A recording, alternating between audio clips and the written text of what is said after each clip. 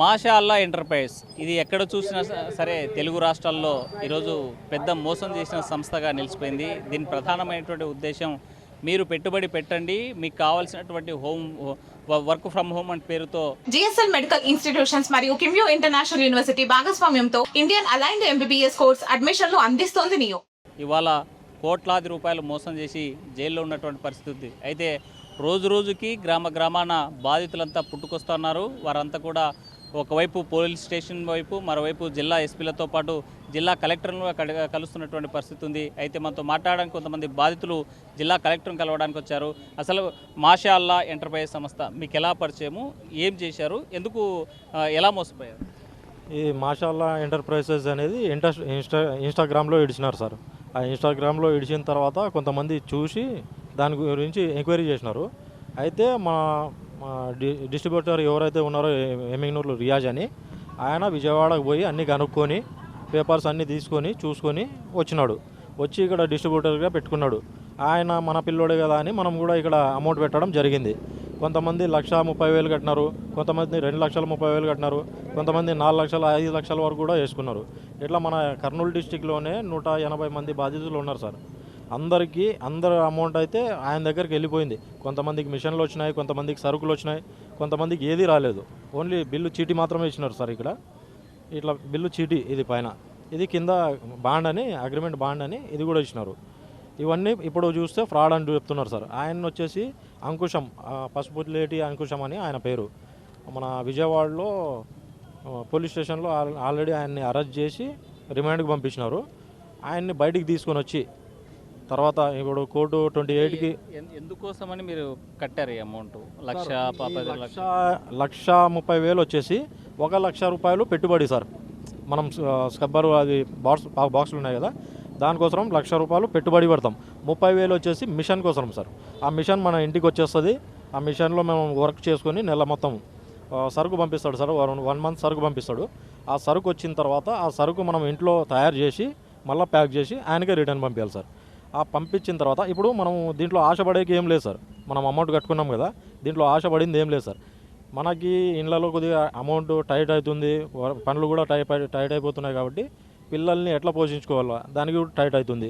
ఈ అమౌంట్ అన్న కట్టుకుంటే మనకి నెలకి శాలరీ 24,000 వస్తాయి సార్. 1,00,000 రూపాయలు కట్టుకుంటే ఆ శాలరీ టైప్ వచ్చింది. కొద్దిగా స్కూల్ ఫీజులు అవి ఉంటాయి కదా సార్, అవి కట్టుకుందామని ఆశపడినాం. అంతేగాని మీకు శాలరీ వస్తుందా, లేకపోతే మీరు చేసిన పనికి కూలీ వస్తుందా? అదే కూలీ వస్తుంది సార్, శాలరీ కాదు.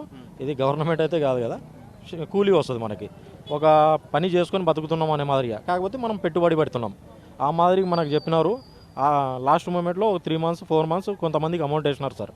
కొంతమందికి ఏమి వేయకుండా అమౌంట్ కట్టించుకున్నారు, ఫ్రాడ్ చేసినారు సార్ మొత్తం.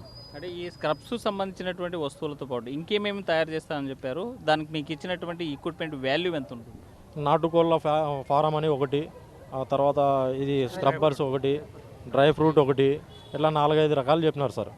మనకి ఇది నచ్చి ఇది కొద్దిగా బాగుంది కదా, ఇంట్లో వాళ్ళు కూడా చేసుకుంటారు, మనం బయట పని చేసుకున్నా ఇంట్లో వాళ్ళు ఇంట్లో కూర్చొని పని చేసుకుంటారు కదా అని మనం నమ్మి అమౌంట్ కట్టినాము సార్. అంటే మీరు నమ్మి అమౌంట్ కట్టారు, అతను డైరెక్ట్గా వ్యాపారం చేసుకోవచ్చు అని చెప్పారు, మీకు కావాల్సిన వస్తువులు ఇచ్చారు. ఇందులో అతను చేసిన మోసం ఏంటి అసలు? మన డబ్బు తీసుకొని అక్కడ కంపెనీ మొత్తం లేపేయడం సార్. అమౌంట్ వచ్చేసి ఇది ఓన్లీ సెక్యూరిటీ పర్పస్ కింద తీసుకున్నారు సార్. అమౌంట్ ఏంది అంతే, మనకేం అమౌంట్ పట్టుకొని ఇస్తామని చెప్పలేదు వాళ్ళు.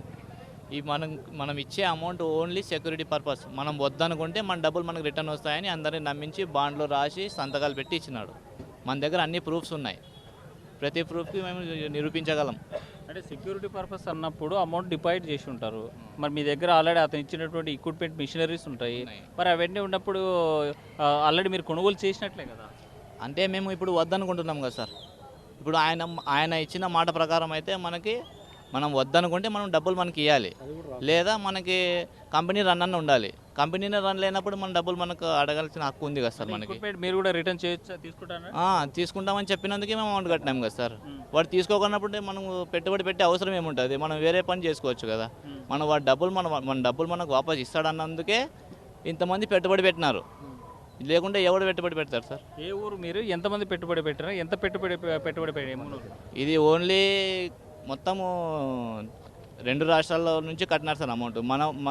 నేను డిస్ట్రిబ్యూటర్ తీసుకున్నాను కాబట్టి నేను బాధ్యత వహిస్తూ అందరికీ ఇక్కడ తోలుకొని వచ్చి మనకి ఎమ్మిగనూరులో కేసు తీసుకోలేదు సార్. అందుకే కలెక్టర్ మేడంకి అర్జీ పెట్టుకుందామని వచ్చాము.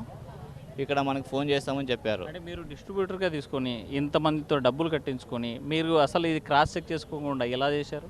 క్రాస్ చెకింగ్ ఏం లేదు, మనం ఇక్కడ వాళ్ళే కస్టమర్ని పంపించారు సార్ మన దగ్గరికి. ఇక్కడ మనం చూసి వచ్చినారు అంతేగాని మనం పిలిచలేదు ఎవరిని.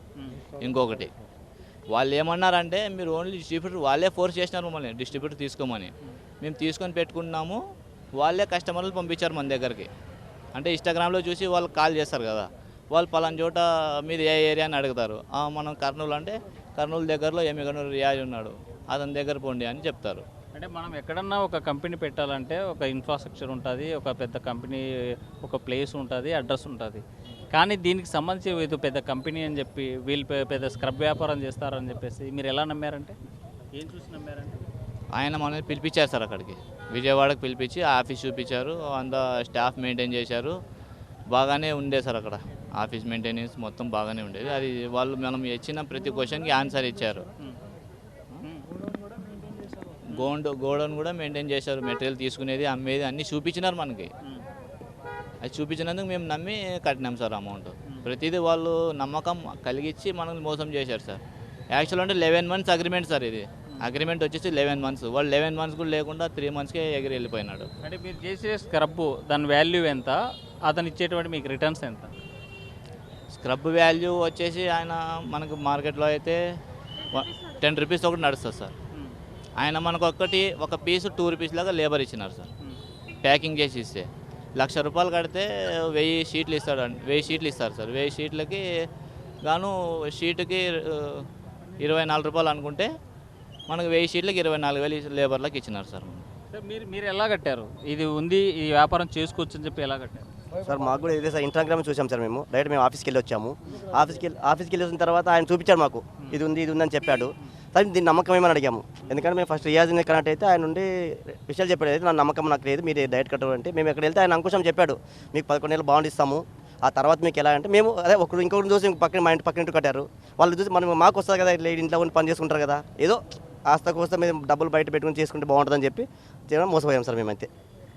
వర్క్ ఫ్రమ్ హోమ్ ఇంటి దగ్గర పని చేసుకోవచ్చు అని చేసుకున్నారు కదా, మరి ఆ పని జరిగిందా? అసలు ఎలా మోసపోయారు మీరు? ఇన్స్టాగ్రామ్లో చూసినాం సార్. ఇన్స్టాగ్రామ్లో చూస్తే చిత్తూరు వాళ్ళది పెట్టినారు నంబర్. చిత్తూరు నుంచి వచ్చేసి చిత్తూరు వాళ్ళకి ఫోన్ చేసినాం. ఎక్కడ ఏమి అంటే కర్నూలు మాది అని చెప్పినాం. కర్నూలు ఎక్కడ అంటే కర్నూలులో ఉన్నాం మేము అంటే నువ్వు డిస్ట్రిబ్యూటర్ని కలిసండి అన్నారు. ఒకసారి వచ్చి అన్నని కలిసినాము. అన్నని కలిస్తే అన్న ఇట్లా పనమ్మా, మీకు అమౌంట్ మీరు ఇవ్వాలి, ఇస్తేనే మీకు అది అగ్రిమెంట్ ఇస్తాడు అట్లా అని చెప్పి అగ్రిమెంట్ని చూసి మోసపోయినాం సార్. మేము అగ్రిమెంట్ కట్టారు, ఎంత మోసపోయారు? 2,30,000 కట్టినాం సార్. ఎంత తిరిగి వచ్చాయి సార్? ఒక మంత్ శాలరీ అది 1,00,000 రూపాయలకు పడింది సార్. ఆ 1,00,000 రూపాయలకి మంత్ శాలరీ పడింది అనేసి మళ్ళీ నెక్స్ట్ 1,00,000 కట్టినాం మేము. అంటే 1,00,000 రూపాయలకి అతను వడ్డీ వేసి ఇచ్చాడా, శాలరీ ఇచ్చాడా, లేకపోతే అది కూలీ సార్? మాకు 24,000 అమౌంట్ ఇచ్చినాడు అంతే. 1,30,000 కడితే 24,000 అమౌంట్ ఇచ్చినాడు.